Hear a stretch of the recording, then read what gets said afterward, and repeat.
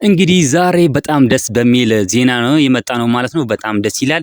እንግዲህ አብርሽና ሩታ አንድ ላይ ሆነዋል። እንግዲህ ታርቀዋል ማለት ነው። በጣም ደስ የሚል ነገር ነው። ስለዚህም እንግዲህ አብርሽም ለቡዜ ካሁን በኋላ እኛ መሀል እንዳገቢ እኔና ሩታ መሀል አንድ ሰው እንዳይገባ ብሎም ተናግሯል ማለት ነው። እንግዲህ እሷና መሰሎቿ ናቸው እነሱ የሚያበጣብጡት እነሱ አንድ ላይ እንዳይሆኑ የሚፈልጉት ማለት ነው። ስለዚህ ቡዜንም ካሁን በኋላ ከኔ ህይወት ውጪልኝ፣ እኔ ራሴን እመራለሁ፣ እኔ ትልቅ ሰው ነኝ፣ ህፃን አይደለሁም ብሎም ተናግሯል ማለት ነው። እንግዲህ አብርሽም እስኪ በጣም ደስ የሚል ነገር እየተናገረ ይገኛል ማለት ነው።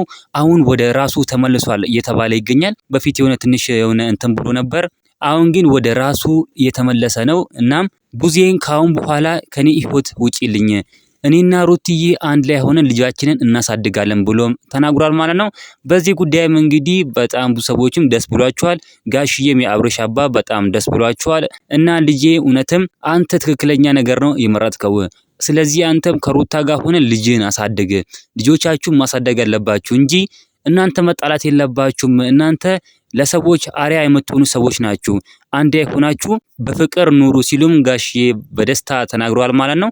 ያው በጣም ደስ የሚል ነገር ነው። እናንተ ውድና እንቁ የሆናችሁ ቤተሰቦቼ ቪዲዮ ላይክ፣ ቻናሉን ሰብስክራይብ ማድረግ እንዳትረሱ። በጣም ነው የምወዳችሁ።